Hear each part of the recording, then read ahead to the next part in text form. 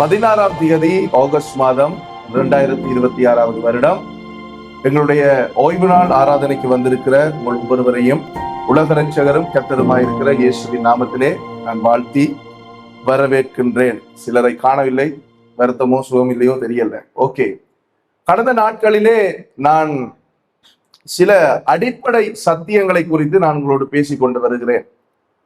அந்த செய்திகள் எங்களுடைய யூடியூப் சேனலிலே நாங்கள் பதிவு செய்து அதை நாங்கள் போட்டு வருகிறோம். தேவையானவர்கள் நீங்கள் அதை எடுத்து கேட்க முடியும். இன்றைய நாளிலும் கூட ஒரு சுவாரஸ்யமான அடிப்படையான ஒரு பேசிக் ஒரு விஷயத்தை நான் உங்களோடு பேச போகிறேன். இந்த சத்தியத்தை நீங்கள் அறிந்து கொள்வதற்கு முன்பதாக நீங்கள் ஒவ்வொருவரும், இன்க்ளூடிங் மை செல்ஃப், நானும் சேர்ந்து நாங்க யாரு ஆண்டவருடைய ராஜ்யத்திலே என்பதை நாங்கள் அறிந்து கொள்ள வேண்டும். ஆண்டவர் எங்களை யாராக மாற்றி இருக்கிறார் என்பதை நாங்கள் முதலிலே அறிந்து கொள்ள வேண்டியது அவசியமாக இருக்கிறது.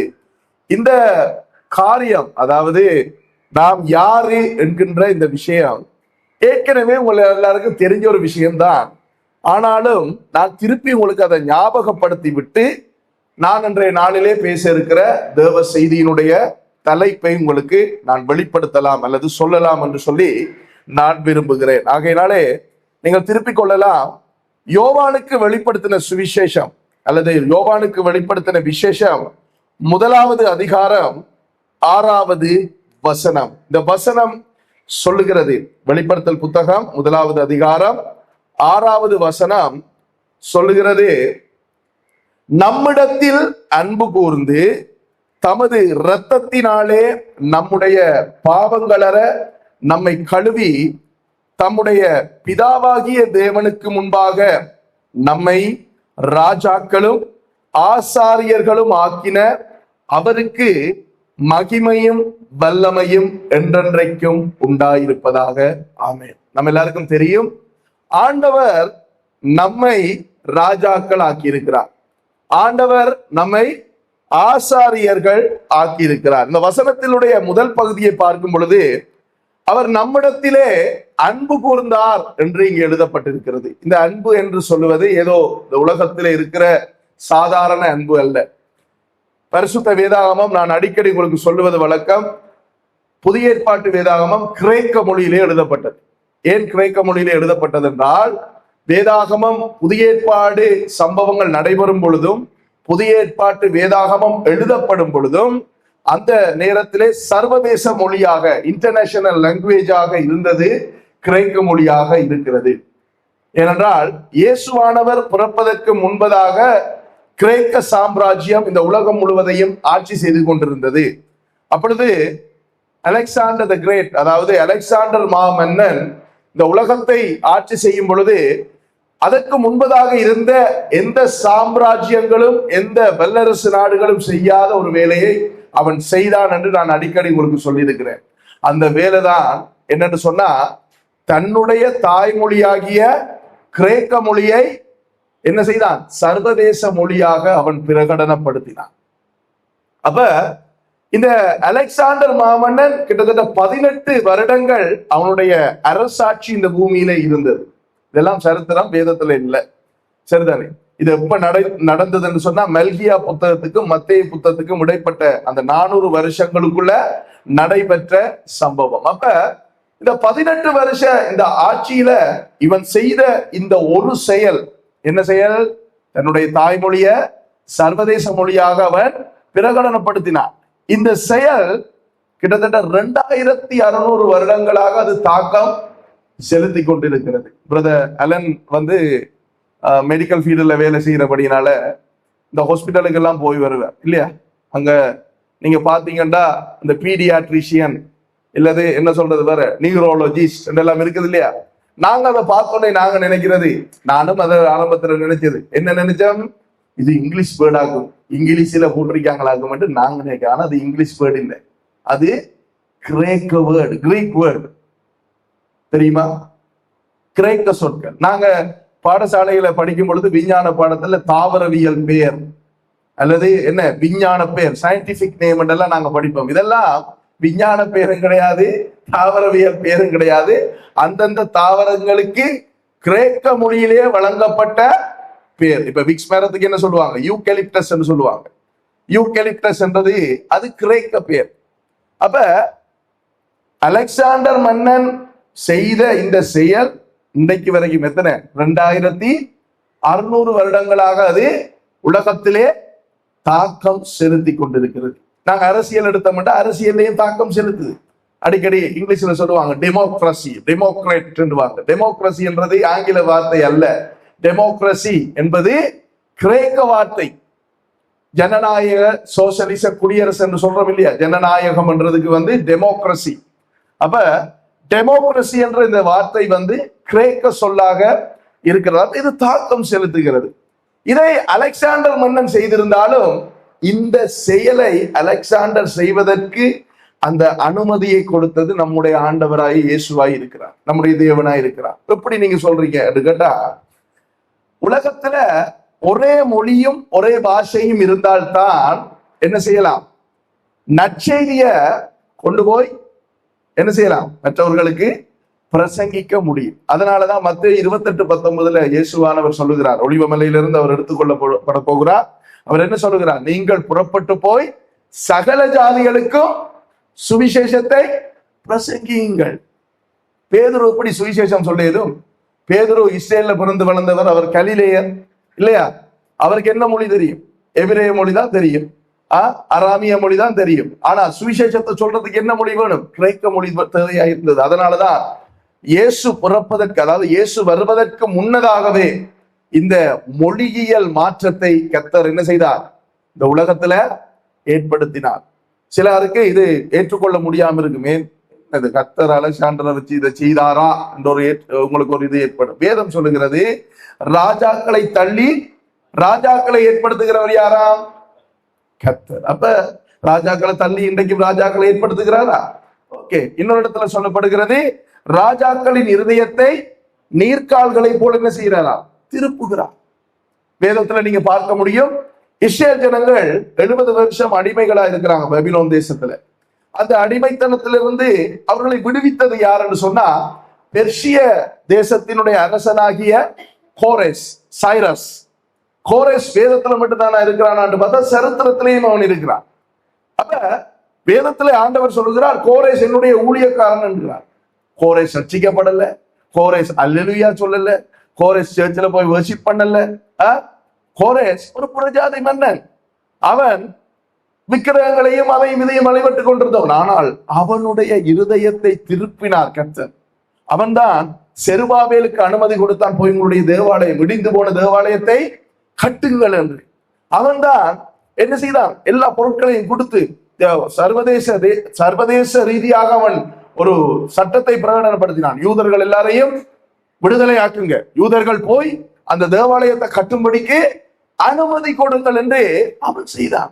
நீங்க எஸ்தர் புத்தகம் வாசிக்கும் பொழுது 120 இந்து தேசம் முதல் 127 நாடுகளை இந்த பெர்சிய அரசாங்கம் ஆட்சி செய்தது என்று பரிசுத்த வேதாகமம் சாட்சி சொல்லுகிறது. அப்ப இந்த இடத்துல நாங்க அன்பு என்று வாசிக்கும் பொழுது அந்த அன்பை நாங்கள் புரிந்து கொள்ள முடியும். இது காதலன் காதலியின் அன்பா, அல்லது தாய் தகப்பன் நமக்கு காட்டுற அன்பா, அம்மா காட்டுற அன்பா, சகோதர பாசமா, இது எப்படிப்பட்ட அன்பு என்கிறத நாங்க புரிந்து கொள்ள முடியாது. ஆனால் மூல பாஷையிலே வாசிக்கும் பொழுது நம்மிடத்தில் அன்பு கூர்ந்து என்று சொல்லப்படுகிற அந்த இடத்திலே பாவிக்கப்பட்டிருக்கிற அந்த அன்பினுடைய கிரேக்க சொல் என்னன்னு சொன்னால் அகாப்பே. அகாப்பே என்கின்ற அன்பு என்னென்றால் அது நிபந்தனையற்ற அன்பு, அன்கண்டிஷனல் லவ் என்று சொல்லுவாங்க. எதையுமே எதிர்பார்க்காத, இதை செய்தால்தான் அதை செய்வேன் என்கின்ற அன்பு கிடையாது. ரோமர் புத்தகத்திலே பவுல் எழுதும் போது சொல்லுகிறார், என்ன, நாம் பாவிகளா இருக்கையில் கிறிஸ்து நமக்காய் பாவமானார். நாங்கெல்லாம் நல்லவர்களா இருக்கக்குள்ள இயேசு போய் எங்களுக்காக மறிக்கல. நாங்கெல்லாம் பிறக்க முதலே, நாங்கெல்லாம் பிறந்து என்ன அநியாயம் அக்கிரமம் கிடக்கிற கடப்புளித்தனம் எல்லாம் செய்து நாங்க ரட்சிக்கப்படும் வரைக்கும் ஆண்டவர் என்ன செய்தார்? பொறுமையாக காத்து கொண்டிருந்தார்.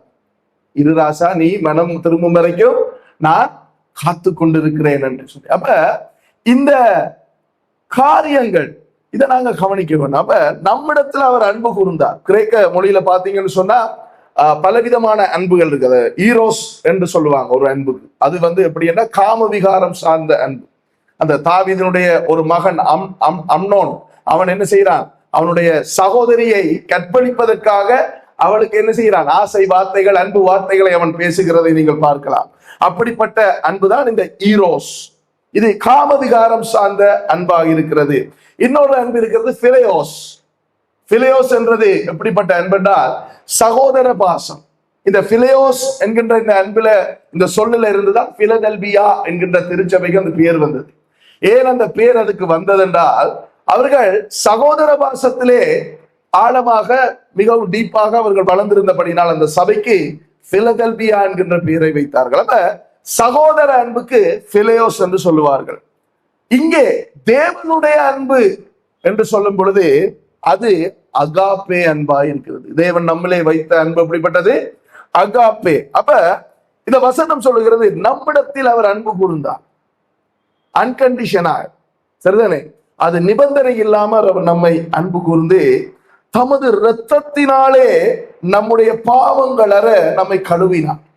நம்முடைய பாவங்களை எல்லாம் அவருடைய சொந்த இரத்தத்தினாலே அவர் கழுவி தம்முடைய பிதாவாகிய தேவனுக்கு முன்பாக, சாதாரணமா அல்ல, இயேசு சொன்னார், என் பிதா என்னிலும் பெரியவராய் இருக்கிறார். அந்த பிதாவுக்கு முன்பாக நம்மை அவர் ராஜாக்களும் ஆசாரியர்களுமாய் ஆக்கியிருக்கிறார். அப்ப நாங்க யாரு? ராஜாக்களும் ஆசாரியர்களும். அப்ப ராஜாட வேலையை செய்யணுமா இல்லையா? ராஜாட வேலையை செய்யாம குசினிக்குள்ள நின்று அழகா இருக்குமா? இல்ல. ஆசாரியன் வேலையை செய்யணுமா இல்லையா? செய்ய வேண்டும். அப்ப எங்களை அவர் ராஜாக்களும் ஆசாரியர்களும் ஆக்கியிருக்கிறார். ஏன் நான் இந்த வசனத்தை காண்பிக்கிறேன்டா, நான் பேச போகிற தேவ செய்தியினுடைய முன்னுரை.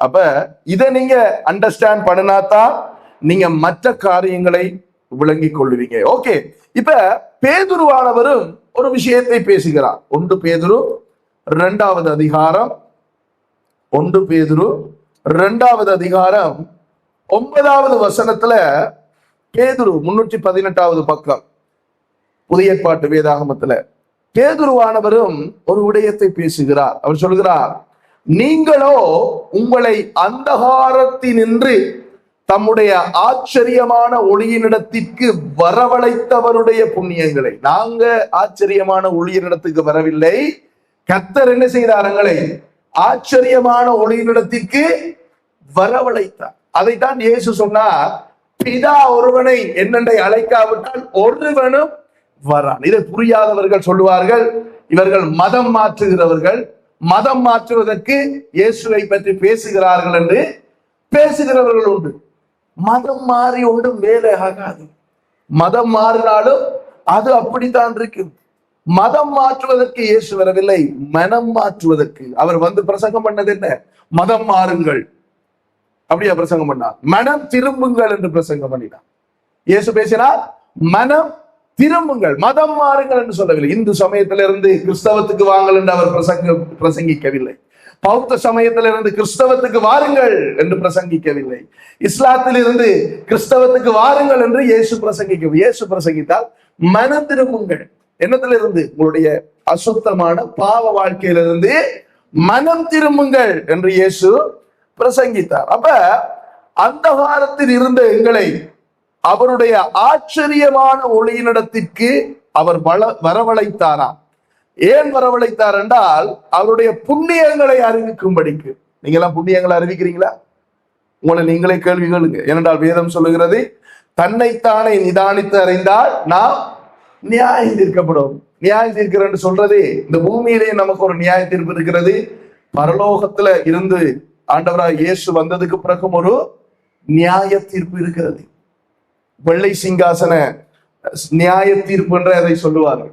அந்த நியாய தீர்ப்புல நானா இருந்தாலும் நீங்களா இருந்தாலும் ஒரு நாள் கர்த்தருக்கு முன்பாக நிற்கத்தான் வேண்டும். அதைத்தான் வெளிப்படுத்தல் சொல்லுகிறது, அவனவன் தன் தன் கணக்கை ஒப்புவிப்பான்.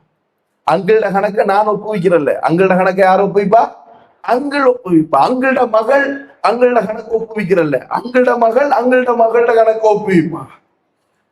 அப்ப கர்த்தருக்கு முன்னாக நாங்க நிற்க வேண்டியதா இருக்கிறது. அப்ப நாம் இன்றைக்கு அவருடைய புண்ணியங்களை, அவர் புண்ணியம் பெருசா விட்டி பிளக்கத்தவல்ல, எங்களுடைய வாழ்க்கையில ஆண்டவர் செய்த காரியத்தை நாங்கள் அறிவித்தால் மாத்திரம் போதும். இப்ப என்ன கேட்டீங்கன்னா, நான் சொல்லுவேன் என்னுடைய வாழ்க்கையில எப்படி நான் இயேசுவை சேர்ந்தேன். இயேசுவுக்கும் எனக்கு சம்பந்தமே இல்லை. தமிழ்ல சொல்லுவாங்க 8ஆம் பொருத்தம் என்று சொல்லுவாங்க. இயேசுவண்டா நான் நினைச்சது வேதக்கார கடவுள். ஏனென்றால் நான் ஒரு மதத்துல இருந்தேன். அந்த மதம் எனக்கு கற்றுக் கொடுத்த கடவுள்கள் தான் என்னுடைய கடவுள்களா இருந்தது. நான் ஒரு நாள் இயேசு சிலுவையிலே செய்ததை மறந்து விட்டாயா என்கிற ஒரு சத்தத்தை கேட்டேன். எனக்கு முன்னால முச்சடி எரியல்ல, ஒரு ஆள் வந்து இப்படி நிக்கல கையை விரிச்சிட்டு, ஒரு சத்தம். அதுக்கு பின்பதாக நான் இந்த இயேசு யார் என்பதை நான் ஆராய்ந்து தேட ஆரம்பித்தேன். அப்பொழுதுதான் இயேசு கிறிஸ்து என்பவர் யார் என்பதை நான் அறிந்து கொண்டேன். அறிந்து கொண்ட பொழுது என்னுடைய வாழ்க்கையிலே அசிங்கமாக, அசுத்தமாக, பாவ, அக்கிரமம் எல்லாம் நிறைந்திருந்தது. இந்த விடயங்களில இருந்து நான் படிப்படியாக விலக ஆரம்பித்தேன். என்னுடைய வாழ்க்கையை நான் மாற்ற ஆரம்பித்தேன். ஆண்டவர் எனக்கு அதுக்கு உதவி செய்தார். நான் மாற்றுவதற்கு, பாவத்திலிருந்து வெளியில வர ஆண்டவர் எனக்கு உதவி செய்தார். இப்ப நான் என்ன செய்தேன்? அதுக்கு பிறகு கர்த்தரை தேட ஆரம்பித்தேன், கர்த்தரை அறிந்து கொள்ள ஆரம்பித்தேன். அப்ப என்னுடைய வாழ்க்கையில ஆண்டவர் செய்த அந்த புண்ணியங்களை அறிவிக்கும்படிக்கு வசனம் சொல்லுகிறது, தெரிந்து கொள்ளப்பட்ட சந்ததி. நாம் அவருடைய புண்ணியங்களை அறிவிப்பதற்கு தெரிந்து கொள்ளப்பட்ட சந்ததியுமாய் ராஜரீகமான ஆசாரிய கூட்டம், த ராயல் பிரீஸ்ட்ஹுட், பரிசுத்த ஜாதியாயும் அவருக்கு சொந்தமான ஜனமாயும் இருக்கிறீர்கள். அப்ப இங்கேயும் சொல்லப்படுது நாம் ராஜரீக ஆசாரிய கூட்டம். என்ன ராஜரீக ஆசாரிய கூட்டம் சொல்லுங்க பாப்பா? என்ன ராஜரீக ஆசாரிய கூட்டம் உங்களுக்கு தெரியுமா? பழைய ஏற்பாட்டுல லேவி கோத்திரத்தை ஆண்டவர் தனக்கண்டு பிரித்தெடுத்தார். எதற்காக பிரித்தெடுத்தார்? ஆசாரிய ஊழியம் செய்வதற்கு பிரித்தெடுத்தார். அவர்கள் எல்லாரும் ஆசாரியர்களாய் இருந்தாலும் எல்லாரும் அதிபரிசுத்த ஸ்தலத்துக்குள்ள போய் ஆசாரிய வேலை செய்ய முடியாது. அது ஒருவர் மாத்திரம்தான் போக முடியும். அவர்தான் பிரதான ஆசாரியனாய் இருக்கிறார். சரிதானே? இப்ப இந்த பிரதான ஆசாரியருடைய இடம் இருக்குதானே, இந்த இடத்துக்கு தான் ஆண்டவர் என்னையும் உங்களையும், தகுதி இல்லாத என்னையும் உங்களையும் என்ன செய்தார்? இயேசுவின் மூலமாய் ஏற்படுத்தி இருக்கிறார். நேற்று நாங்க வேத படிப்புல படிச்சோம் இல்லையா? மெல்கிசேதேக்கின் முறைமையின்படி.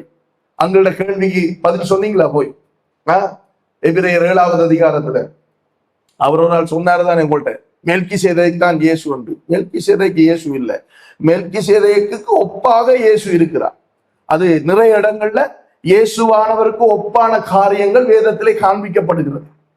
அப்ப நம்மை ஆண்டவர் ராஜரீக ஆசாரியர்களாய் ஆக்கியிருக்கிறார். ஆரோன் ஒரு பிரதான ஆசாரியன்.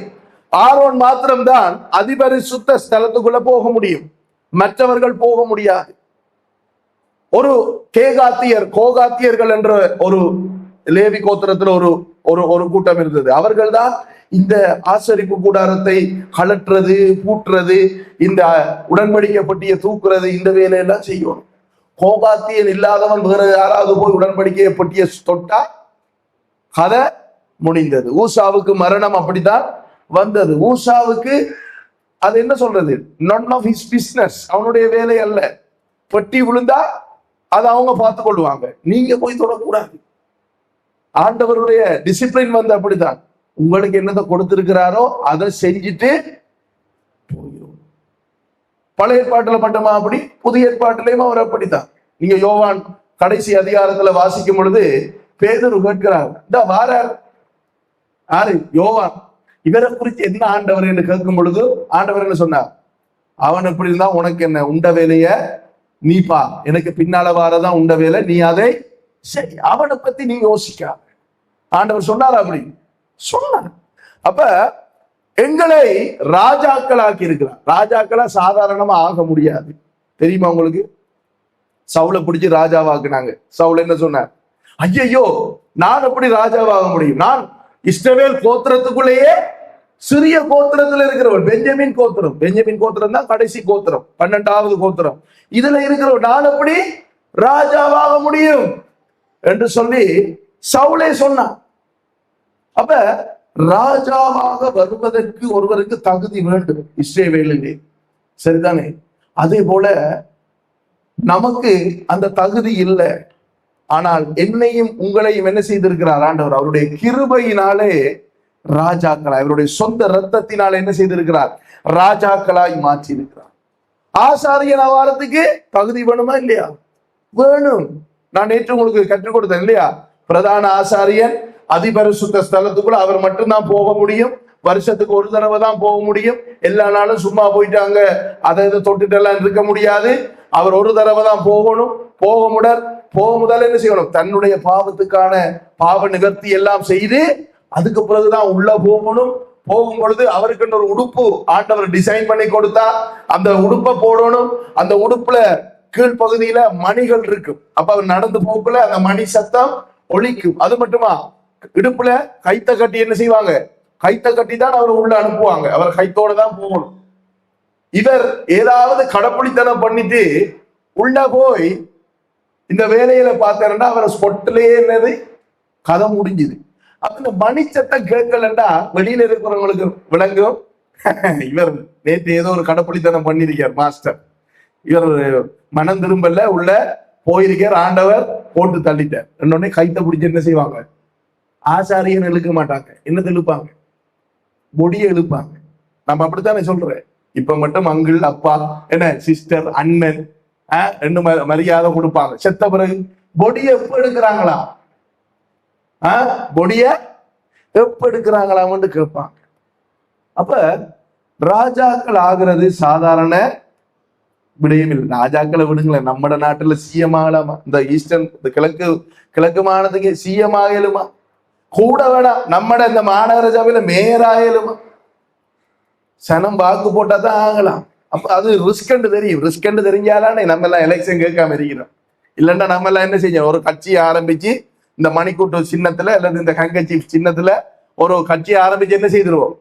நம்மளும் போடுங்க எனக்கு என்று சொல்லி ரோட்டா தெரியும். அது ரிஸ்க் தெரியும் தானே? அதை விட பயங்கர ரிஸ்க் கர்த்தருடைய ராஜ்யத்துல ராஜாக்களும் ஆசாரியர்களும் ஆவது. சரிதானே? இப்ப இன்றைய தேவ செய்தியினுடைய தலைப்பை நான் சொல்லுகிறேன். கடந்த ஞாயிற்றுக்கிழமை வேத வசனங்கள் நமக்கு அவசியமா என்கிறதை நான் உங்களுக்கு கற்றுக் கொடுத்தேன். வேத வசனங்களை சும்மா ஆண்டவர் நமக்கு கொடுக்கல, அவருடைய சுவாசத்தினாலே அதை நமக்கு கொடுத்திருக்கிறார் என்பதை காண்பித்து கொடுத்தேன். வேத வசனங்கள் மூலமாகத்தான் நாம் கர்த்தரை அறிந்து கொள்ள முடியும் என்பதை நான் காண்பித்து கொடுத்தேன். வேத வசனங்கள் காண்பிக்கிறவர் தான் கர்த்தர். வேதவசனம் காண்பிக்காதவர் கர்த்தர் அல்ல. வேதவசனத்தின் மூலமாய் நாங்கள் அறியாத தேவன் அல்ல. ஆகையினால இன்றைக்கு நான் உங்களுக்கு கற்றுக் கொடுக்க போகிற காரியம், வேதாகம வாசிப்பு அவசியமா? என்னது? வேத வாசிப்பு நமக்கு அவசியமா? ஓகே, வேத வாசிப்பு அவசியம் இல்லை என்று சொல்லி இதுவரைக்கும் இந்த கிறிஸ்தவம் ஆரம்பிச்சு இத்தனை நூற்றாண்டுகளாக இதுவரைக்கும் யாரும் பிரசங்கிக்கவே இல்லை. அப்ப ஏன் வேத வாசிப்பு அவசியமா என்றதை குறிச்சு நீங்க பேச போறீங்க என்று சொல்லி கேட்டா, வேத வாசிப்பு அவசியம் இல்லைன்னு ஒருத்தர் உங்களுக்கு பிரசங்கிக்க வேண்டிய அவசியம் இல்லை. நாங்களாவே வேத வாசிப்பை அசட்டை பண்ணிடுவோம். எத்தனை பேர் பண்ணிருக்கீங்க? நான் பண்ணிருக்கேன். அப்ப எல்லாரும் பரிசுத்தவா? நான் மட்டும் தான் பாருங்க. வேத வாசிப்பை நாங்களாவே என்ன செஞ்சிருவோம்? அசட்டை பண்ணிடுவோம். நாம வேதத்தை தொடரவே இல்லை. நான் அன்றைக்கு சொன்னேன், ஞாயிற்றுக்கிழமை மட்டும் பேக்கில் எடுத்து வேதத்தை தொலைஞ்சிட்டு தட்டிட்டு மாறேன். அப்ப வேத வாசிப்பு அவசியமா? வேத வாசிப்பு அவசியம் என்பதை பரிசுத்த வேதாகமம் வலியுறுத்துகிறதா என்பதை குறித்து நான் இன்றைக்கு உங்களுக்கு பேச போகிறேன். ஓகே, திருப்பிக் கொள்ளுங்க. உபாகம புத்தகம் நியாயப்பிரமாணம், மோசே மூலமாக கர்த்தர் கொடுத்த நியாயப்பிரமாணம் என்ன சொல்லுகிறது என்பதை பார்ப்போம். 17வது அதிகாரம், உபாகமம் 17. பழைய பாட்டு வேதாகமத்துல 245வது பக்கம். ஓகே, 14வது வசனத்துல இருந்து பாருங்க. ஆண்டவர் மோசே மூலமாக ஒரு ஆலோசனை, ஒரு அட்வைஸ் இங்கே கொடுக்கிறார். அவருடைய வார்த்தையை கொடுக்கிறார். பாருங்க, உன் தேவனாகிய கர்த்தர் உனக்கு கொடுக்கும் தேசத்தில் நீ போய் சேர்ந்து அதை சுதந்தரித்துக் கொண்டு அதில் குடியேறின பின் நீ என்னை சுற்றிலும் இருக்கிற சகல ஜாதிகளையும் போல நானும் எனக்கு ஒரு ராஜாவை ஏற்படுத்த வேண்டும் என்பாயானால். என்ன சொல்றார்? நான் உனக்கு கொடுக்கிற தேசத்துக்கு நீ போய் அங்க குடியேறினதுக்கு பிறகு நீ எல்லாம் செட்டில் ஆனதுக்கு பிறகு என்ன செய்வா? சுத்தி பாப்பா. என்ன செய்வா? சுத்தி பாப்பா. எல்லாருக்கும் ராஜா இருக்குது. அதான் அவர் சொல்றார், நீ என்னை சுற்றிலும் இருக்கிற சகல ஜாதிகளை போல நானும் எனக்கு ஒரு ராஜாவை ஏற்படுத்த வேண்டும் என்பார்கள். அவங்க செய்தாங்களா இந்த வேலையை? சொல்லுங்க பாப்போம். செய்தாங்களா? முதல் ராஜாவை எப்படி ஏற்படுத்தினாங்க? சாமுவேல்கிட்ட வந்து சொன்னாங்க, மற்ற ஜாதிகளுக்கெல்லாம் ராஜா இருக்குது, அத மாதிரி எங்களுக்கு ராஜா இல்ல, மற்ற ஜாதிகளுக்கு மற்ற மற்ற ஜனங்களுக்கு எல்லாம் ராஜா இருக்கு, எங்களுக்கும் ராஜாவை ஏற்படுத்தும் என்று யாருக்கு சொன்னாங்க? சாமுவேலிடத்திலே வந்து சொன்னார்கள். ஆண்டவருக்கு தெரியுமா இவங்க வந்து சொல்லுவாங்க? எத்தனை வருஷத்துக்கு முதல் சொல்லியிருக்க, நீ வருவா ராசாத்தி, எனக்கு தெரியும், நீ வருவா, எனக்கு ராஜா வேணும் என்று சொல்லுவா, எனக்கு அது தெரியும், ஏற்படுத்த வேண்டும் என்பாயானால். 15வது வசனத்தில் ஆண்டவர் சொல்லுகிறார், உன் தேவனாகிய கர்த்தர் தெரிந்து கொள்பவனையே உனக்கு ராஜாவாக வைக்க கடவாய். கர்த்தர் தெரிந்து கொள்ள வேண்டும் ராஜாவை. சவுலை கர்த்தர் தெரிந்து கொண்டாரா? சவுலை கர்த்தர் தெரிந்து கொண்டார். ஆனால் அவர் கோபத்திலே தெரிந்து கொண்டார். வேதம் அதை தெளிவாக சொல்லுகிறது. என்ன? நான் என்னுடைய கோபத்திலே ராஜா கொடுத்தேன். அவர் ராஜாவை ஏற்படுத்தத்தான் இருந்தார். அந்த ராஜா யாரு? தாவீது. ஆனா இவங்க போய் என்ன செய்தாங்க? எங்களுக்கு இப்பவே ராஜா வேணும் என்று பிடிவாதமாய் நின்றார்கள். நிற்கும் பொழுது என்ன செய்தா? சரி, கோபத்துல ராஜா கொடுத்தா. சும்மா ராஜாவா கொடுத்தா? பார்த்தாங்க. சவுலை பார்க்கும் பொழுது வேதம் சொல்லுகிறது, அவன் ஹேண்ட்ஸமா இருந்தானா. அவனை போல இஸ்ரவேல் புத்திரருக்குள்ள உயரமானவன் யாரும் இல்லை. அவன் அழகாக இருந்தான். ராஜா என்றா இவன் தான் அந்த இளைய ராஜா என்று சொல்றதுக்கு பொருத்தமானவனாய் சவுல் இருந்தான். இஸ்ரேல் ஜனங்கள் மறுக்கவே இல்லை. ஆனா தாவீது ராஜாவா அபிஷேகம் பண்ணோன்னு ஏற்றுக்கொண்டாங்களா? இல்ல. தாவீது காட்டிலையும் மேட்டிலையும் 15-17 வருஷம் அலைஞ்சு திரிஞ்சான். சாதாரணமா ராஜாவா ஆகல தாவீது. ஏன்? தாவீதை பார்க்கும் பொழுது ராஜாவை போல இல்லை. நீங்க அந்த கோலியாத்திர சம்பவத்துல வாசிக்கலாம். சவுல் இந்த ராஜாவுக்குரிய இந்த போர் வீரனுக்குரிய ஆயுதங்கள் எல்லாம் கொடுக்கும் பொழுது அவன் பார்க்கிறான், இது எனக்கு பழக்கமே இல்லை. அவன் என்னட்டு போறான் கோலியாத்து கிட்ட, கம்போடையும் கவனோடையும் 5 கல்லையும் பொறுக்கிட்டு கிட்ட போறான். கோலியாத் கேட்கிறான், நீ தடியோட எனக்கு கிட்ட வர நான் என்ன நாயா? என்ன கேட்டான் கோலியாத்? நீ தடியோட கிட்ட வர நான் என்ன நாயான்னு கேட்டான். அவன் சொன்னான், நான் தடியோடும் வரவில்லை, ஒன்றோடும் வரவில்லை, நான் இஸ்ரவேலின் தேவனாகிய கர்த்தருடைய நாமத்திலே உனக்கு முன்பாக வருகிறேன். அப்ப கர்த்தர் தெரிந்து கொள்பவனையே உனக்கு ராஜாவாக வைக்க கடவாய். உன் சகோதரருக்குள் இருக்கிற ஒருவனையே உண்மையில் ராஜாவாக ஏற்படுத்த கடவாய். புறஜாதிகளுக்குள்ள யாரும் ராஜாவாய் வர முடியாது. இஸ்ரவேல் ஜனங்களுக்குள்ள இருக்கிறவர்கள் மாத்திரமே ராஜாவாக வர முடியும். உன் சகோதரன் அல்லாத அந்நியனை ராஜாவாக ஏற்படுத்த கூடாது என்று அவர் சொல்லுகிறார். இப்ப 16வது வசனம் இன்னொரு விஷயத்தை சொல்லுகிறார். அந்த ராஜா அவன் அநேக குதிரைகளை சம்பாதியாமலும் அநேக குதிரைகளை தனக்கு சம்பாதிக்கும்படிக்கு ஜனங்களை திரும்ப எகிப்துக்கு போக பண்ணாமலும் இருக்க கடவன். அநேக குதிரைகளை சம்பாதிக்க வேண்டாம் என்று சொல்லுகிறார். ஏன் குதிரை என்று சொன்னால், அந்த காலத்துல குதிரை என்பது வேதாம காலத்துல விலை கூடின ஒரு வாகனம். விலை கூடின வாகனம். இன்றைக்கு நிறைய விலை கூடின வாகனம் இருக்கு. இந்த ரோல்ஸ் ராய்ஸ் எல்லாம் பாத்தீங்கன்னா அது சரியான கோடிக்கணக்கு மில்லியன் கணக்குல வரும் அந்த கார் எல்லாம். அதே போல வேதாகம காலத்துல குதிரை, ஒட்டகம், கழுதை தான் வெரி சீப்பஸ்ட் வெஹிக்கிள். நம்மட அல்டோ மாதிரி, அல்டோ கார் மாதிரி, பழைய மாருதி சுசுகி அந்த சின்ன நெருப்பட்டிமா இருக்கும் அத மாதிரி கார், அதுவும் விலை இப்ப இந்த காலத்துல. அப்ப குதிரைகளை சம்பாதிக்க வேணாமாம். அதே அநேக குதிரைகளை சம்பாதிக்கும்படி சம்பாதியாமலும் ஜனங்களையும் அநேக குதிரைகளை சம்பாதிக்கும்படி எகிப்துக்கு ஏன் எகிப்துக்கு போக பண்ணாம? எகிப்துக்கு ஏன் போக பண்ணாம? இங்க சம்பாதிக்க இயலாது. எகிப்துல போய் சம்பாதிச்சா கெதியா சம்பாதிக்கலாம். சவுதியில போய் சம்பாதிச்சா, துபாயில போய் சம்பாதிச்சா, கட்டார்ல போய் சம்பாதிச்சா, பத்தாவதுக்கு கனடாவில போய் சோத்து பிளேட் கழுவுனா கெதியா சம்பாதிக்கலாம். நம்ம நாட்கள் இங்க இருந்து அங்க போயிட்டு எத்தனை பேர் கோல் அடிச்சு கதறினாங்க தெரியுமா? ஏன் தான் இந்த நாட்டுக்கு வந்தரோ தெரியா, நான் ஊர்ல நல்லா தான் இருந்தேனே. அப்ப இக்கரை மாட்டுக்கு அக்கறை பச்சை. நேற்று நாங்க பார்த்தோம் வேத படிப்புல, லோத்து என்ன செய்தா, இங்க ஆபிரகாமோட இருந்து போட்டு கண்களை ஏறெடுத்து பார்த்து சோதோம் கோமராவை தெரிந்து கொண்டு போனான். அங்க போய் என்ன செய்தார்? முதலாவது அந்த ராஜாக்கள் வந்து அவனை அடிச்சு நொறுக்கி அவனோட சாமான்லாம் எடுத்துட்டு போனதை நாங்கள் பார்த்தோம். அப்ப எகிப்துக்கு போக பண்ணாமலும் பாருங்க 16 கடைசியில, இனி அந்த வழியாய் நீங்கள் திரும்பி போக வேண்டாம் என்று கர்த்தர் உங்களுக்கு சொல்லுகிறாரே. என்ன சொல்றா? எகிப்துக்கு நீங்க இனி போகக்கூடாது, திரும்ப கூடாது என்பதை அவர் வலியுறுத்துகிறார். 17வது வசனம், இதுதான் முக்கியமான வசனம், கவனிங்க. அவன் இருதயம் பின்வாங்கி போகாதபடிக்கு, யார? ராஜாட போகாதபடி அவன் அநேகம் ஸ்திரிகளை படைக்க வேண்டாம். சாலமோன் என்ன செய்தான்? அநேகம் ஸ்திரிகளை படைத்தான். அதனாலே பின்வாங்கி போனானா?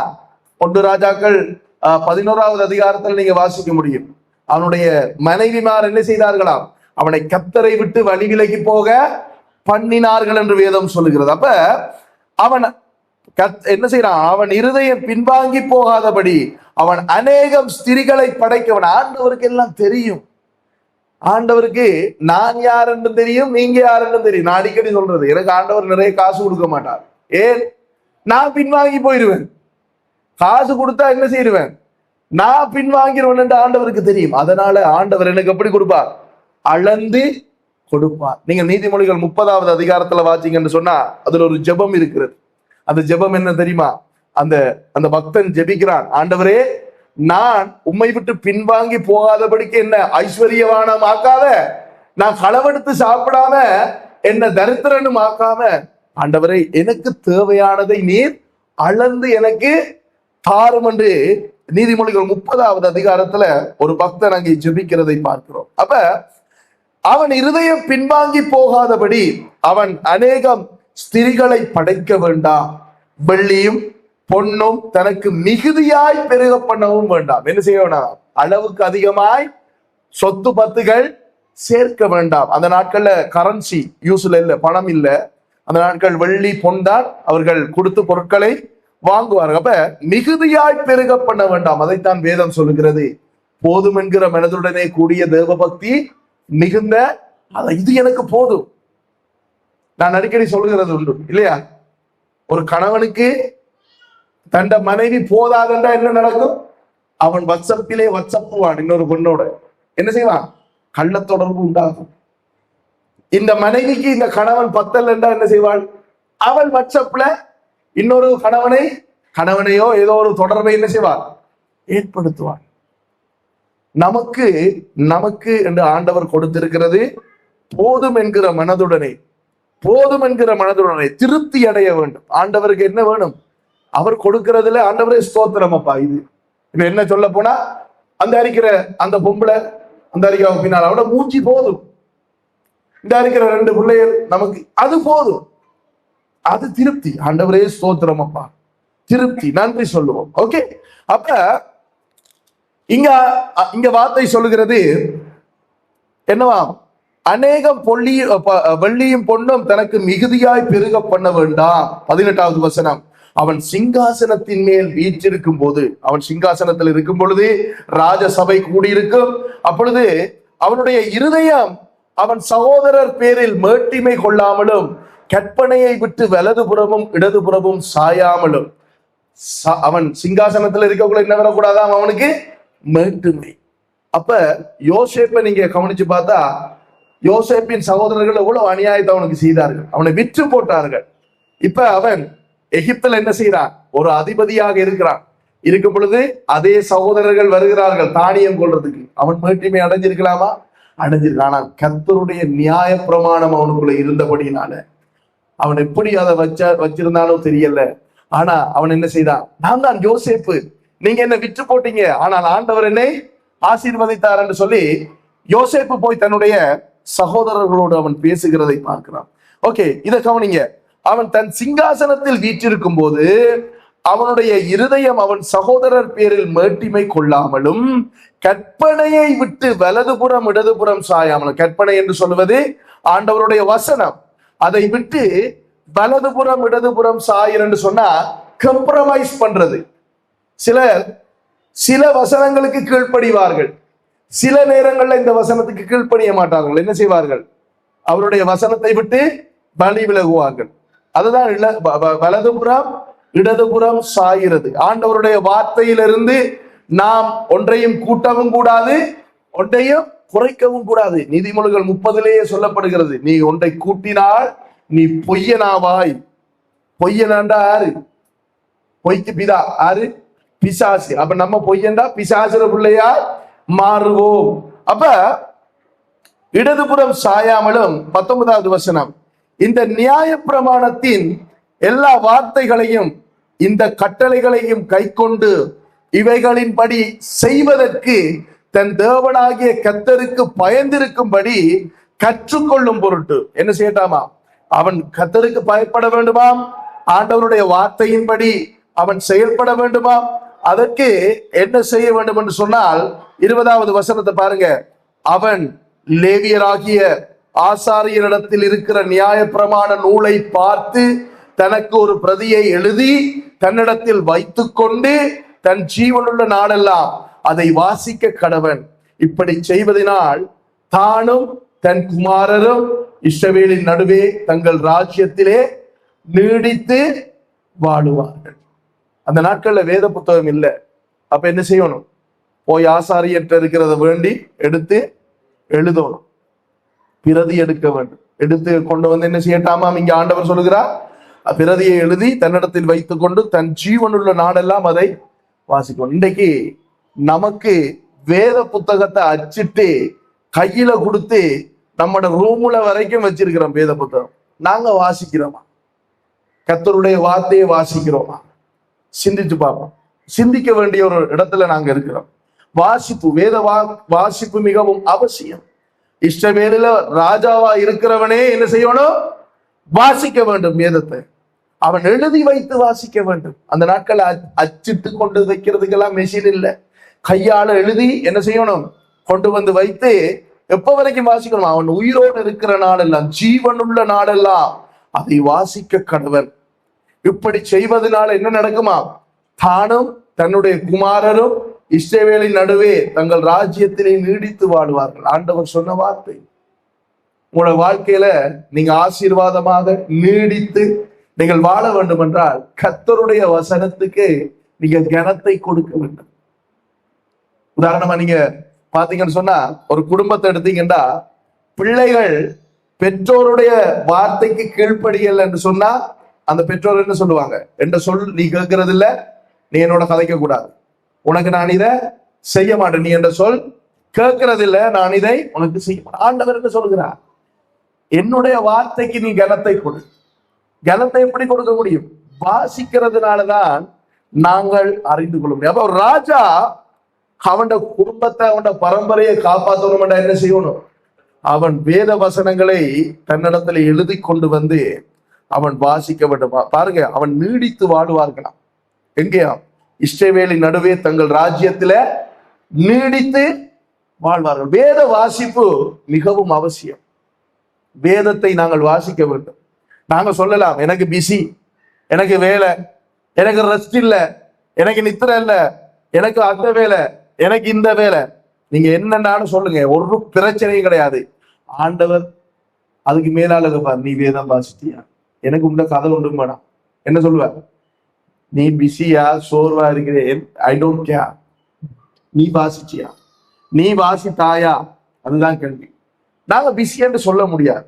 நாங்க நேரத்தை சரியா எலோகேட் பண்ணி, நேரத்தை சரியா ஆர்கனைஸ் பண்ணி நாங்க வேலை செய்தா சரியா, நாங்க சரியான ஷெடியூல்ல வேலை செய்த மாட்டோம். நாங்க மற்ற காரியங்கள்ல தேவையற்ற விடயங்களுக்கு எவ்வளவு நேரம் கொடுக்கிறோம்.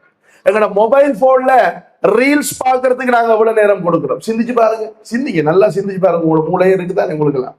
சிந்திங்க. நாங்க மொபைல் போன்ல ஸ்க்ரோல் பண்ணி கொண்டு இருக்கிறோம்.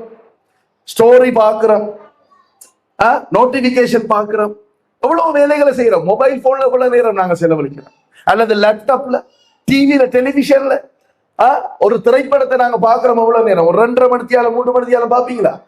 எனக்கு தெரியும், நானும் அந்த 4 படங்களை பார்த்திருக்கிறேன். 2.5 மணித்தியாலம் 3 மணித்தியாலம் படங்கள் வரும். வேதம் வாசிக்க எவ்வளவு நேரம் பிரதர் வேணும், சிஸ்டர்? வேதம் வாசிக்க எவ்வளவு நேரம்? 2 மணித்தியாலம் 3 மணித்தியாலம் வேணுமா? தேவையில்ல. நீங்க ஒழுங்கா இருந்து வாசிச்சா ஒரு புத்தகத்தை ஒரு 1/2 மணித்தியாலம் ஒரு 45 நிமிஷத்துக்குள்ள நாங்க முடிக்கலாம். விளங்குதோ விளங்கலையோ வாசிக்க. என்ன சொல்லுது? விளங்குதோ விளங்கலையோ வாசிங்க. ஒரு ராஜாவுக்கு இந்த கட்டளை என்ன செய்யட்டான்? அவன் அதை எழுதி வைத்து அவர், நீங்க எல்லாம் ராஜாக்களை விட பெரியாக்களோ? ராஜா சும்மா எடுப்பமே, அனுர குமார திசாநாயக விட பிஸியா? நீங்க எல்லாம் சிந்திச்சு பாருங்களேன். ஸ்கூலுக்கு போறார்கள், ஸ்கூலுக்கு போறீங்க, படிக்கிறீங்க, 1:30 மணி 1 மணி 2 மணிக்குள்ள வாரீங்க. வேலைக்கு போறார்கள், காலையில போறீங்க, பின்னரும் வாரீங்க. உங்களுக்கு ஒரு நாளைக்கு 1/2 மணித்தியாலம், ஜஸ்ட் ½ an hour உங்களால ஒதுக்கி வேதத்தை வாசிக்க முடியாதா? இதுக்குள்ள எத்தனை பேர் இருப்பீங்க வேதத்தை ஒரு தடவைண்டான வாசித்து முடித்தவர்கள்? சிந்திச்சு பாருங்க. ஒரு ராஜாவுக்கு ஆண்டவர் கொடுத்த பிரதானமான விஷயம், நீ என்ன செய்ய வேண்டும்? வேதத்தை சும்மாவும் இல்லை, கடையில வேண்டி வந்து வாசிக்க சொல்லல. நீ போய் அங்க இருந்து அதை பிரதி எடுக்கணும். அது பிரதி எடுக்கிறதுனுடைய கஷ்டம் என்னன்னு எனக்கு தெரியும். ஏன்னா மூல பாஷையில எழுதுறன்றது அது நேரம் எடுக்கும். அவங்க ரெண்டெல்லாம் எழுதையில பார்த்து எழுதணும் ஒரு எழுத்தா. அப்ப எவ்வளவு நேரம் எடுக்கும்ன்றதை சிந்திச்சு பாருங்க. இது உங்களை சிந்திக்க பண்ணுவதற்கான செய்தியாக இருக்கிறது. எதுக்கு நீங்க ப்ரையாரிட்டி கொடுக்குறீங்க? எதுக்கு முதலிடம் கொடுக்குறீங்க உங்களோட வாழ்க்கையில? எதை நீங்க முன்னிலைப்படுத்துறீங்க? ஆண்டவரை முன்னிலைப்படுத்துறீங்களா? ஆண்டவருடைய காரியங்களை முன்னிலைப்படுத்துறீங்களா? அல்லது உங்களுடைய சொந்த ஷெட்யூல்ஸ், உங்களுடைய சொந்த ப்ரோக்ராம்ஸ், உங்களுடைய சொந்த காரியங்களை நீங்க முன்னிலைப்படுத்துறீங்களா? இந்த இடத்துல நான் உங்களை ஏதோ ஒரு பட்டர் தடவுற மாதிரி ஒரு காரியத்தை பேசலாம். ஆனால் நீங்க சத்தியத்தை அறியணும். சும்மா நீங்க ஏதோ இயேசு நேசிக்கிறார், தழுவுகிறார், என்ன செய்கிறார், அன்பா இருக்கிறார் என்று நான் பேசிட்டு போனா நீங்க வளர மாட்டீங்க. நீங்க ஆண்டவரோட இருக்கிற உறவுல, நீங்களும் ஆண்டவரும் என்ற உறவுல நீங்க வளர மாட்டீங்க. ஓகே, உபாகமம் 31வது அதிகாரத்துல ஒரு காரியத்தை ஆண்டவர் பேசுகிறார். இந்த வேத வாசிப்பு சம்பந்தமாக அதை நாங்கள் வாசிப்போம். உபாகமம் 31வது அதிகாரம் 263வது பக்கம், பழைய ஏற்பாட்டு வேதாகமத்துல.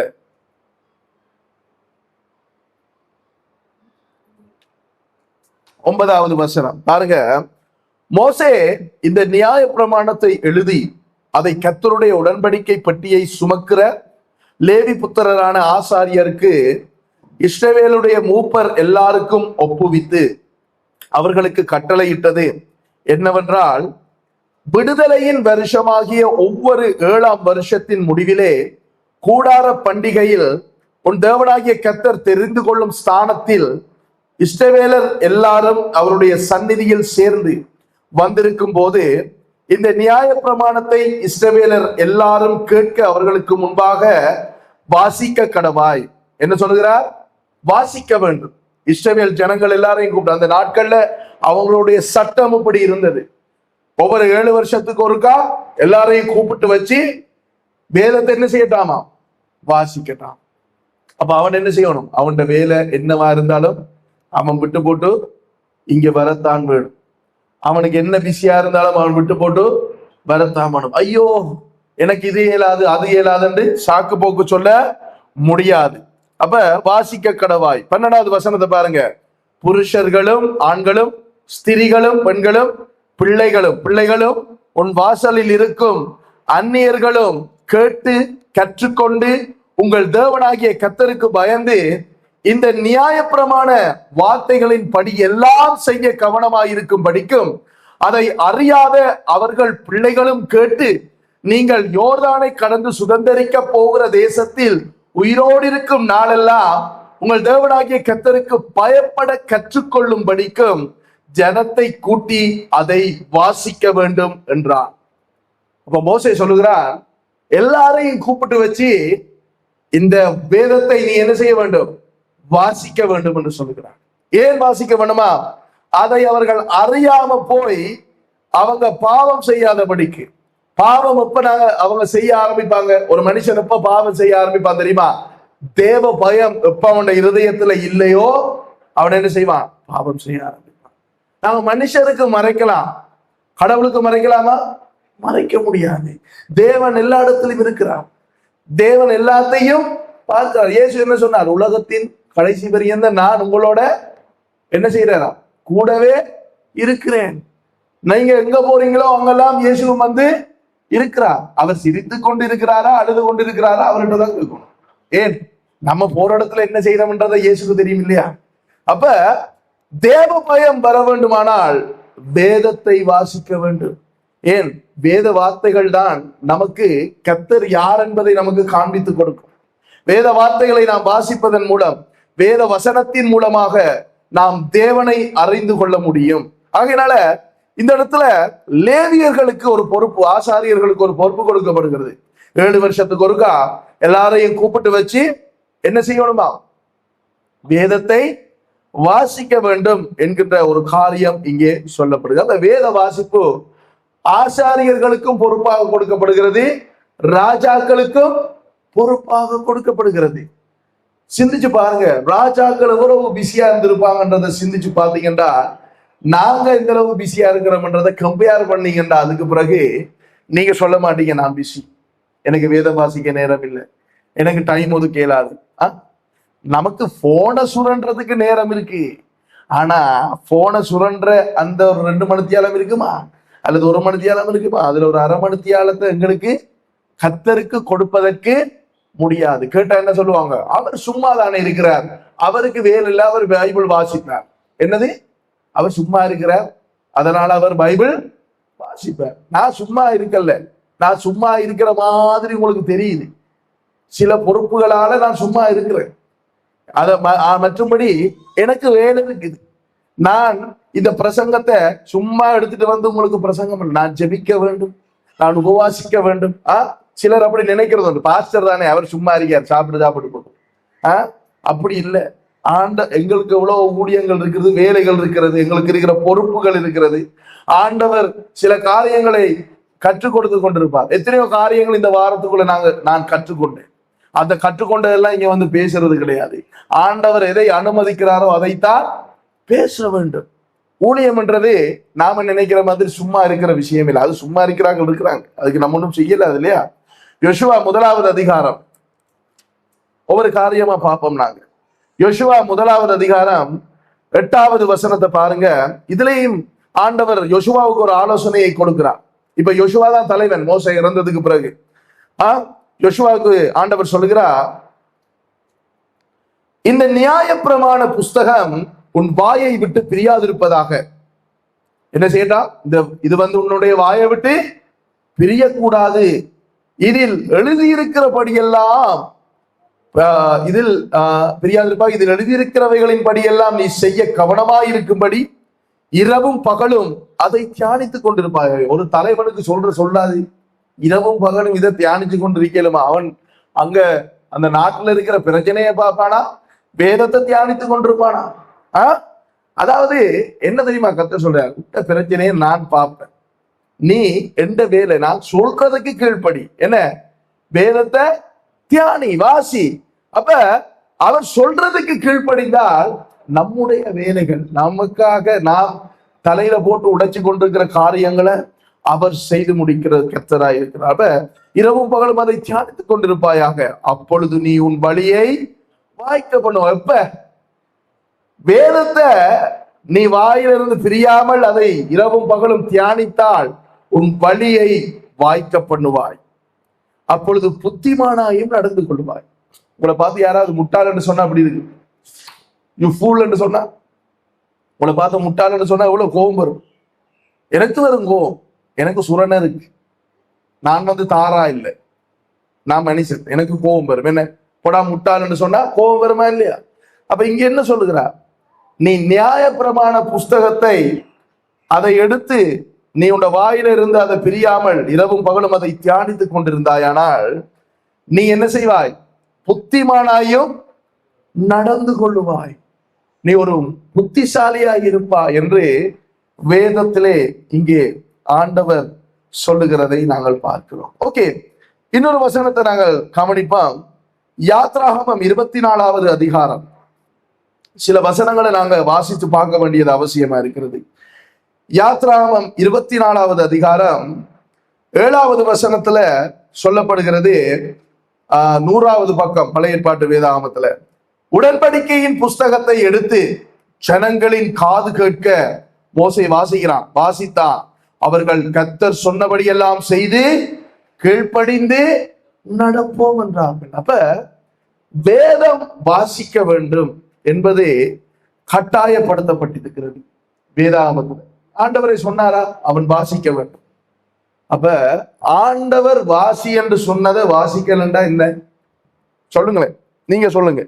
அது கீழ்ப்படிவா கீழ்ப்படியாமையா? என்ன ஆமை? பட்டுக்கட்டியாமையா பாலாமையா? கீழ்ப்படி ஆமை. இந்த கீழ்ப்படி ஆமை தான் பெரிய ஆமையா கிடக்கு, கடலாமையை விட பெரிய ஆமை. அப்ப வேதத்தை நாம் வாசிக்க வேண்டியது அவசியமாக இருக்கிறது. ஓகே, இன்னொரு சம்பவத்தை நான் உங்களுக்கு காண்பித்து கொடுக்க விரும்புகிறேன். நெகேமியா புத்தகம் எடுங்க. நெகேமியா புத்தகம் 8வது அதிகாரம். நெகேமியா புத்தகம் இருக்குது பழைய ஏற்பாட்டுல, புதிய ஏற்பாட்டுக்கு மாத்தல இன்னும் அவங்க. 605வது பக்கம். ஓகே, 8வது அதிகாரத்துக்கு வாங்க. நெகேமியா 8வது அதிகாரம். நெகேமியா 1வது வசனத்திலிருந்து பாருங்க. 613வது பக்கத்துல இருக்குது.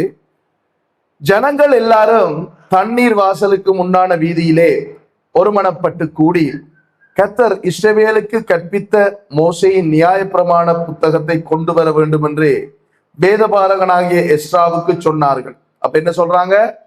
அவங்க எல்லாரும், ஜனங்கள் எல்லாரும் கூடி எஸ்ராவுக்கு சொல்லுகிறார்கள், அந்த வேத புத்தகத்தை, நியாயப்பிரமாண புத்தகத்தை கொண்டு வாருங்கள் என்று.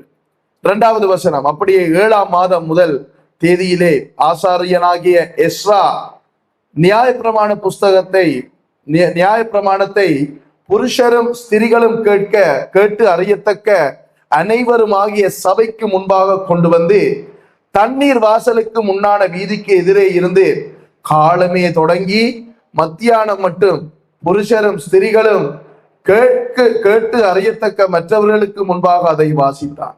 இப்ப நான் காலையிலிருந்து மதியம் வரைக்கும் உங்களுக்கு ஆராதனை நடத்தினா இருப்பீங்களா? சூடு எடுப்புது, பசிக்குது, மார்க்கெட்ல சிக்கன் முடிஞ்சிடும். ஐயோ இன்றைக்கு என்ன கறி ஆக்குற? இப்ப சில ஆக்களுக்கு மனசுல என்ன கறி ஆக்குற, சோறு என்ன போடுற, பின்னேரம் எங்க போற, நாளைக்கு எங்க போற, நாளைக்கு காலையில புட்டை வைக்கிறதா இடியப்பம் வைக்கிறதா? ஆனா இங்க ஜனங்கள் வந்து எஸ்ராவரிடத்துல சொல்றாங்க, ஐயோ அந்த புத்தகத்தை கொண்டு வந்து வாசிங்க. அதுவும் சும்மா இல்ல, அவங்க சர்ச் எல்லாம் வச்சுல, ரோட்ல நின்று வாசல்ல நின்று அவங்க கேட்கிறாங்க. அப்படி கேட்கிறாங்க, நின்று கேட்கிறாங்க வாசிக்கிறத. அப்ப அவன் வாசிக்கிறான். மத்தியானம் மட்டும் புருஷரும் ஸ்திரிகளும் கேட்டு அறியத்தக்க மற்றவர்களுக்கும் முன்பாக அதை வாசித்தான். சகல ஜனங்களும் நியாயப்பிரமாண புஸ்தகத்திற்கு கவனமாய் செவி கொடுத்தார். இப்ப நான் 1 மணித்தியாலம் தான் இதுல பிரசங்கம் பண்ண போறேன். 1 மணித்தியாலம் பிரசங்கம் பண்ணி என்ன நான் பேசுறேன் சொல்லுங்க பாப்போம். இந்த 1 மணித்தியாலம் கேட்டா அப்படியே இருப்பாங்க. என்னது அனஸ்தீசியா கொடுத்து அந்த ரிகவர் ஆகி வரவன் 1 மணித்தியாலமா என்ன என்ற ஒரு நிலைமைக்கு வருவான். 1 மணித்தியாலம் பேசினதே நமக்கு ஞாபகம் இல்லை. தேவ செய்தியில காலையிலிருந்து மதியம் மட்டும் அவன் நியாயப்பிரமாணத்தை வாசிக்கிறான். வாசிக்கும் பொழுது அவர்கள் என்ன செய்யறாங்க? கவனமாய் செவி கொடுத்த. அதனாலதான் ஆண்டவர் வேதத்தில் சொல்லுகிறார், காதுள்ளவன் கேட்க கடவன். இன்னொரு இடத்துல சொல்லுகிறார், வனாந்திரத்திலே கோபம் ஊட்டினவர்கள் என்ன செய்தார்களாம்? அவர்களுக்கு அவங்க ஏன் கோபம் ஊட்டினாங்கடா? கர்த்தருடைய வார்த்தையை கேட்கல. ஆவியானவர் சபைகளுக்கு சொல்லுகிறது, காதுள்ளவன் கேட்க கடவன். அதான் சொல்லப்படுது. 4வது வசனத்துல வேதபாரகனாகிய எஸ்ரா அதற்கென்று மரத்தால் செய்யப்பட்ட ஒரு பிரசங்க பீடத்தின் மேல் நின்றான். அவனண்டையில் அவனுக்கு வலது பக்கமாக மத்தித்தியாவும் செமாவும் அனாயாவும் உரியாவும் இல்கியாவும் மாசேயாவும், அவனுக்கு இடது பக்கமாக பெதாயாவும் மீசவேலும் மல்கியாவும் அசூமும் அஸ்பதானாவும் சகரியாவும் மெசுல்லாமும் நின்றார்கள். எஸ்ரா சகல ஜனங்களுக்கும் உயர நின்று சகல ஜனங்களும் காண புஸ்தகத்தை துறந்தான். என்ன செய்யறான்? சகல ஜனங்கள் நிற்க அவன் புஸ்தகத்தை திறந்தான். திறந்து அவன் அதை திறந்த போது ஜனங்கள் எல்லாரும் எழுந்து நின்றார்கள். என்ன செய்ய நடந்த? ஜனங்கள் எழுந்து நிற்கிறாங்க. இப்ப விளங்குதா? நீங்க எழுந்து நின்று பைபிள் வாசிக்க சொல்றாங்க. எழுந்து நின்றார்கள். அப்பொழுது எஸ்ரா மகத்துவம் உள்ள தேவனாகிய கர்த்தரை ஸ்தோத்தரித்தான். ஜனங்கள் எல்லாரும் தங்கள் கைகளை குவித்து அதற்கு மறுமொழியாக ஆமேன் ஆமேன் என்று சொல்லி குனிந்து முகங்குப்புற விழுந்து கர்த்தரை பணிந்து கொண்டார்கள். முகங்குப்புற விழுந்து பணிஞ்சு கொண்டீங்களா? இவ்வளவு நேரம் உங்களுக்கு கதிர் எல்லாம் போட்டு ஃபேன் எல்லாம் போட்டு உங்களை நல்லா வச்சுதானே பணிய வைக்கிறோம். ஆனாலும் நீங்கள் என்ன செய்ய மாட்டீர்கள்? ஆராதிக்க மாட்டீங்க. வாயை மூடிக்கொண்டிருப்பீங்க. ஏசப்பா நன்றி சொல்ல மாட்டீங்க. அப்படியே இருப்பீங்க. இங்க அவர்கள் குனிந்து முகங்குப்புற விழுந்து கர்த்தரை பணிந்து கொண்டார்கள். அதுக்கு பிறகு பாருங்க 7வது வசனம். யெஷுவா, பானி, செரபியா, யாமீன், அக்கூப், சபதேயாயி, ஒதியா, மாசேயா, கேலிதா, அசரியா, யோசபாத், ஆனான், பெலாயா என்பவர்களும் லேவியரும் நியாய பிரமாணத்தை ஜனங்களுக்கு விளக்க பண்ணினார்கள். ஜனங்கள் தங்கள் நிலையிலே நின்றார்கள். அவர்கள் தேவனுடைய நியாய பிரமாணத்தை புஸ்தகத்தை தீர்க்கமாக வாசித்து அர்த்தம் சொல்லி வாசித்ததை அவர்களுக்கு விளங்க பண்ணினார்கள்.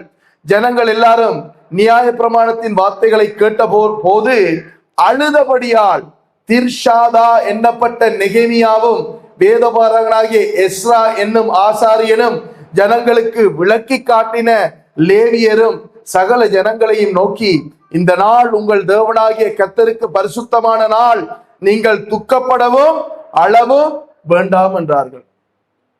காலையிலிருந்து மதியம் வரைக்கும் வாசிச்சாங்க. எப்ப வரைக்கும்? மதியம் வரைக்கும் வாசிச்சாங்க. உண்மையா அப்படித்தான் டைம் எடுத்திருக்கீங்க வாசிக்கிறது. அதுக்கு பிறகு என்ன செய்யறாங்க? வாசிச்சத இப்ப விளங்கப்படுத்துறாங்க. விளங்கப்படுத்துறதுக்கு எவ்வளவு நேரம் போயிருக்கும்? சிந்திச்சு பாரு. நம்ம இருப்போமா? காலையில இருந்து பின்னேரம் வரைக்கும் வாசிச்சு விளங்கப்படுத்தும் வரைக்கும் நமக்கு இருக்கல. இங்க இருக்காரு பெரியவர், அவருக்கு எழுப்பி நின்று பாட்டை படிக்கல, டக்குல ஹட்டு எழுப்பி நிக்கல. இங்க ஜனங்கள் என்ன செய்யறாங்க? அவங்களுக்கு கதிரெல்லாம் போட்டு ஃபேன் எல்லாம் போடல. என்ன செய்யறாங்க? காலையில இருந்து பின்னேரம் வரைக்கும் பாருங்க. வேதம் சொல்லுது, ஜனங்கள் என்ன செய்தாங்களா? ஜனங்கள் எல்லாரும் தங்களுடைய ஸ்தானத்திலேயே நின்றாங்களாம். என்ன செய்தாங்க? ஜனங்கள் தங்களுடைய ஸ்தானத்துல அப்படியே நின்றாங்க. அங்கங்க அசையல. நமக்கு இருக்கேதுமா? நமக்கு ஜெப கூட்டத்துக்கு வாங்கண்டா நமக்கு வரையலாம். எங்களுக்கு வேலை இருக்கிறதே 5-10 பேர் தான். நாம சேர்ந்து ஆண்டவர் ஆராதிப்போம்டா வருவீங்களா? வர மாட்டீங்க. அது நீங்க சிந்திச்சு கொள்ளுங்க. நீங்க தான் உங்களை திருத்தணும். நான் திருத்த இல்லாதானே. நான் திருத்த வந்தா இவர் என்ன எங்களை திருத்துறேன், இவர் என்ன வெறியாளா என்ற ஒரு பெருமை மேட்டுமை வந்துடும். அப்ப வேதத்துல பாருங்க, இஸ்ரேல் ஜனங்கள் அடிமைகளாக இருந்து இஸ்ரேலுக்கு திரும்பி வந்திருக்காங்க. இப்ப எஸ்ரா என்கிற போதகர் என்ன செய்யறார்? மரத்தினால ஒரு பீடத்தை உண்டாக்கி அதில் நின்று நியாய பிரமாணத்தை வாசிக்கிறார். ஜனங்கள் எல்லாரும் கேட்கிறாங்க. குனிந்து பணிந்து வர்ஷிப் பண்ணி இருக்கவே இல்லை. உங்களுக்கு தெரியுமா? மலை பிரசங்கத்துல அங்க யாருமே இருந்து கொண்டு அந்த மலை பிரசங்கத்தை கேட்கல. இருக்க முடியாது. தெரியுமா உங்களுக்கு? ஒரு போதகர் பேசும் பொழுது போதகர் தான் இருக்க வேண்டும். இஸ்ரேல் கலாச்சாரத்தின்படி நான் தான் இருந்து கொண்டு பேசணும். நீங்க என்ன செய்யணும் தெரியுமா? 2 மணித்தியாலும் நிக்கணும். நிப்பீங்களா சிஸ்டர்? சொல்லுங்களேன். தாரணி நிப்பீங்களா? 2 மணித்தியாலும் நிக்கலாது. இப்ப இந்த ஐரோப்பிய கலாச்சாரம் எல்லாம் வந்ததுக்கு பிறகு கதிர் எல்லாம் போட்டு நிலத்துக்கு கருப்பு பெயிண்ட் அடிச்சு, கருப்பு கதிரை போட்டு, கருப்பு ஃபேன்ல காத்து போட்டு, பாட்டு போட்டு இங்க காண்பிச்சாலும் பாட்டு படிக்கிறீங்க இல்லை. நாம என்ன செய்யணும்? 2 மணி நேரம் கத்தம். அது உங்களுக்கு கொடுத்த வேலை, நீங்க கத்தத்தானே. அது மட்டும் எனக்கு கொடுத்த வேலை. பிரச்சனை வந்தா பாஸ்டர் வேணும், விளங்கிட்டா? அப்ப நாங்க கத்தரை எந்த அளவுல கனப்படுத்துறோம் எங்கட வாழ்க்கையில. நாங்க ஆண்டவரை நான் ஜெபிக்கலாம் உங்களுக்காக, சரிதானே? ஜெபம்ன்றது அவுட் சோர்ஸ் இல்லை. அவுட் சோர்ஸ் என்ன தெரியுமா? ஒரு கம்பெனியில ஒரு வேலையை முடிக்கிறதுக்கு எம்ப்ளாயி காணாதுன்னு சொன்னா வெளியில இருந்து ஹயர் பண்ணுவான். என்ன பிரதர்? அதான் அவுட் சோர்ஸ். அது என்ன இருக்குன்னா அவுட் சோர்ஸ்ல எடுப்பான். இப்ப நாம ஜெபிக்கிறல்ல, நாங்க என்ன செய்யறோம்? இங்க இருந்து 4 மாவடிக்கு அனுப்புறேன். என்ன? எனக்காய் ஜெபித்துக் கொள்ளுங்கள். 4 மாவடிக்கு அனுப்புற. அவர் இருந்தா ஜெபிக்கிறாரு. அவர் ஐயோ FCR சட்டமண்டா என்னன்னு தெரியாது. அந்த ஆள் வந்து ஒன்லைன்ல ஆண்டவரே உம்முடைய சொத்துக்களை எடுக்க. ஆண்டவருங்கடா சொத்து கேட்டாரு உங்கள்கிட்ட. ஆண்டவர் சொன்னது ஆத்துமாக்களுக்கு போய் சுவிசேஷம் சொல்லி ஆதாயப்படுது. அவர் ஜெபிக்கிறார். அப்ப இதுதான் பிரச்சனை. சட்டமும் தெரியாது, வேதமும் தெரியாது, குற்றம் என்றா என்னன்னு தெரியாது, பாவம் என்றா என்னன்னு தெரியாது. அப்படி இன்னைக்கு எல்லாம் மாறி போய் கிடக்கிறபடினால அந்த நிலைமை இருக்கு. எல்லாம் குளிரடுது. ஆனா இன்னொரு விஷயம் தெரியுமா? வேதாகமத்தின் தீர்க்க தரிசனம் அப்படித்தான். கடைசி நாட்கள்ல என்னத்தை ஜெயிச்சுக்கு போறேன், என்னத்தை ஜெபிக்கிற, இப்படித்தான் ஜனங்கள் இருப்பாங்க. அவர் சொன்ன, நான் வரும்போது விசுவாசத்தை காண்பேனும். இன்னொரு இடத்துல சொல்ல, நான் வரும்போது அன்பை காண்பேனும். அவர் வந்து சரியா இருக்கிறவட கூட்டிட்டு போயிடுவார். அதுக்கு பிறகு என்ன நடந்த என்று தேடுவாங்களாம். இயேசு வந்து போயிடுவார். அப்ப நாங்க வேதாகமத்தை வாசிக்க வேண்டியது எவ்வளவு அவசியம் என்பதை பாருங்க. சரி, நமக்கு எப்பயுமே வேதத்துல பல உதாரணங்கள் இருந்தாலும் இயேசுதான் எங்களுடைய ஒரு பெரிதான உதாரணம், மாதிரி இல்லையா? லூக்கா எழுதின சுவிசேஷத்துல பாருங்க. லூக்கா எழுதின சுவிசேஷம் 4வது அதிகாரம். லூக்கா எழுதின சுவிசேஷம் 4வது அதிகாரத்துல நம்முடைய ஆண்டவர் அவரே வேதம் வாசிக்கிறத பாருங்க. லூக்கா எழுதின சுவிசேஷம் 4வது அதிகாரம் 16வது வசனத்தை பாருங்க.